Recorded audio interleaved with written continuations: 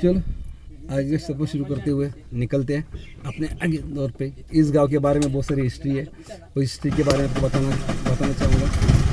इमली का पेड़ कहते हैं, लेकिन खाने वाली इमली नहीं, ये अलग ही इमली है।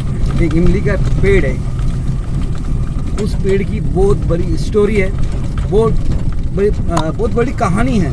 मेरे मम्मी डैडी जब हम बचपन में यहाँ हमें उस कहानी को बताया करते थे, तो उन्होंने बताया इस पेड़ के बारे में कि यहाँ पे एक कहानी इस गांव की, इस खेत की, इस जगह की और इस मंदिर की और इस पेड़ की कहानी को हम आपको बताएंगे।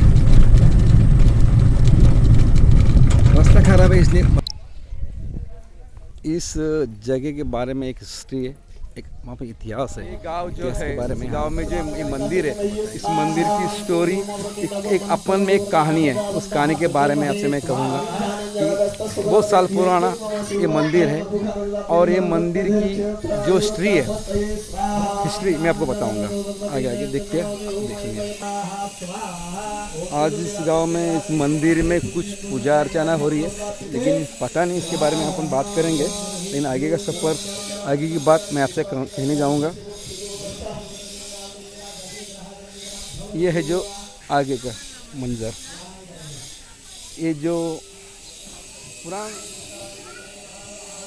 ये है मंदिर, श्री गोरक्षनाथ मंदिर, धामोरी, अंबड़ नदी नाथ तपोभूमि ऐसा कहा जाता है। इस मंदिर की एक और अलग एक कहानी है।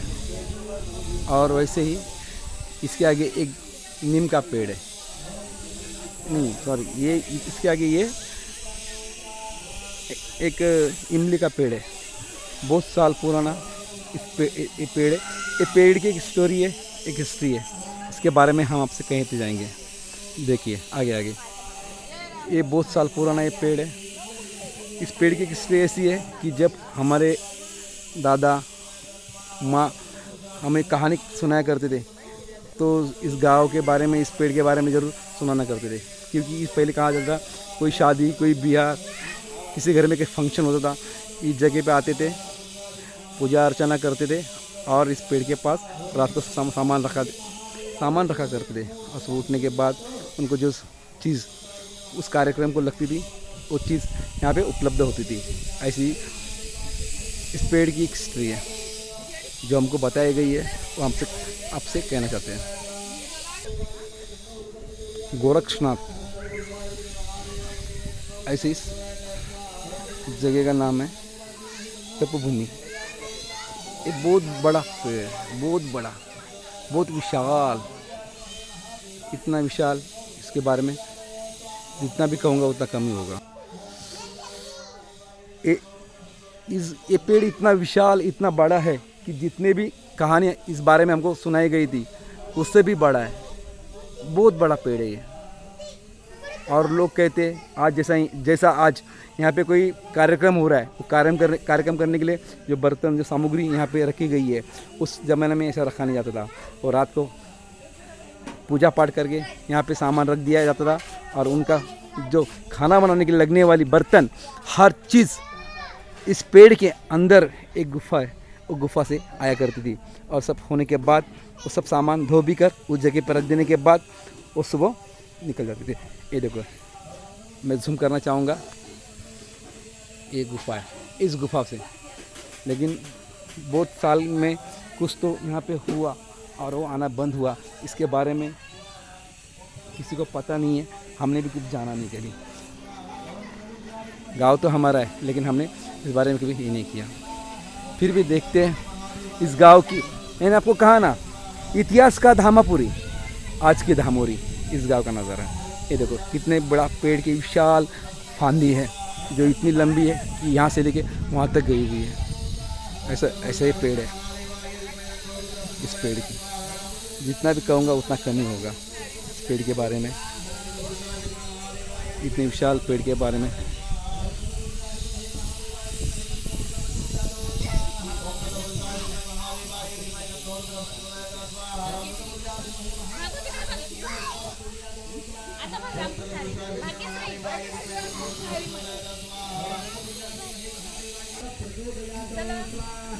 हमसे उसने बातें भी की, हाय कर, टाटा कर, हां बाय. हे बा सगळ्या महिला बहिणी आहेत. अपना चैनल हिंदी में है. अपना चैनल हिंदी होने के कारण मैं हिंदी में बात कर रहा हूँ, लेकिन मैं महाराष्ट्रीयन हूँ. मैं इस गांव का हूँ, लेकिन मैं इस गांव में बहुत साल के बाद आया हूँ, इसलिए मैं हिंदी ही बात करूँगा. ये देखिए, ये गुफा है, ये देखिए बहुत विशाल है. इतना विशाल है कि बोल नहीं सकते. इतना विशाल पेड़ है ये. हर समय हर त्यौहार को, मतलब उनका कुछ त्यौहार का कुछ ही होता रहेगा. डेट साल में महीना होता होगा.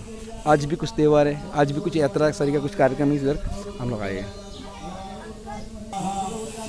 ये देखिए, इस बारे में पूरी हिस्ट्री इस पे लिखा गई है. ये देखिए,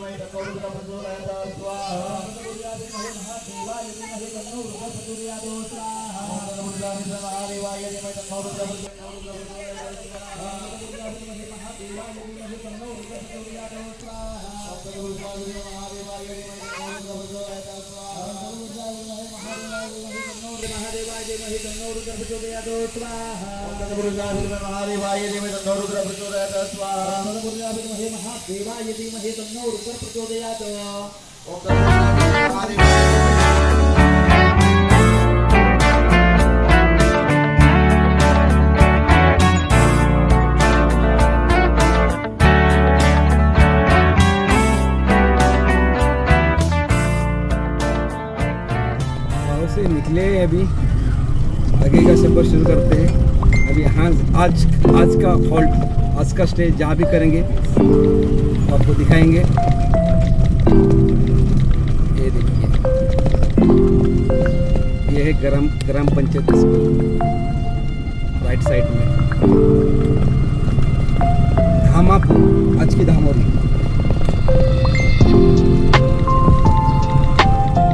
धन्यवाद. आपले नम्र ग्राम पंचायत धामोरी.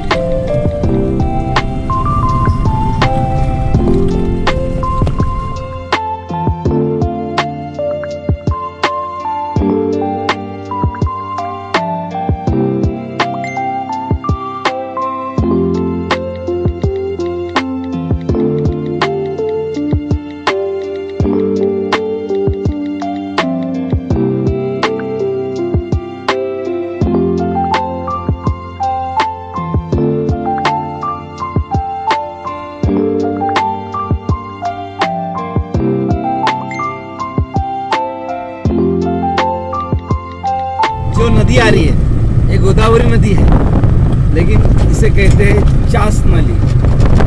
चास नली इस गांव का नाम है.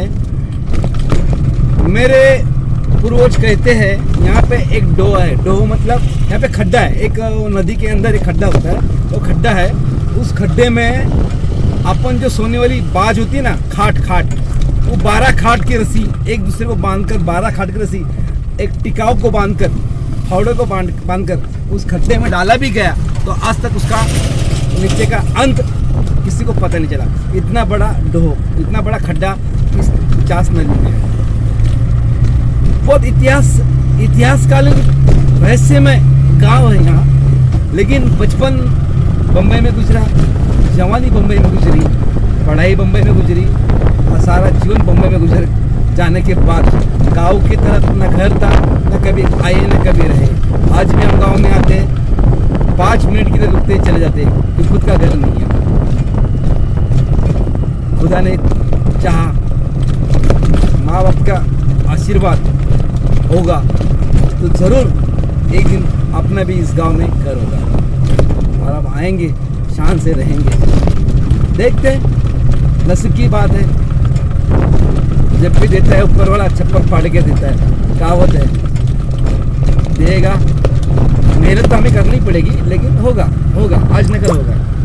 चलो आगे निकलते हैं. चास नली बोर्ड पे लिखा है चासनली, तालुका कोपरगांव, जिला अहमदनगर।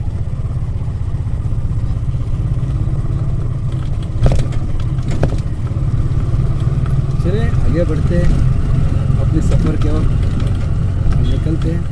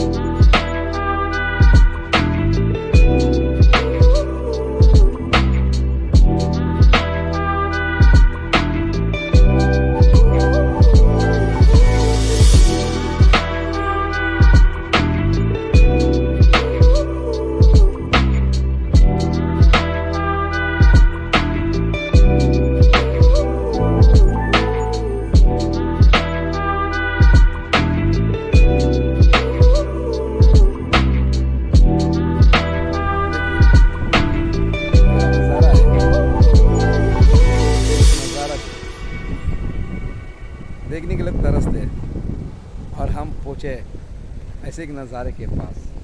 देखिए मेरे पीछे देखिए डैम, इस रिवर है, नदी है, इस नदी का नज़ारा देखिए।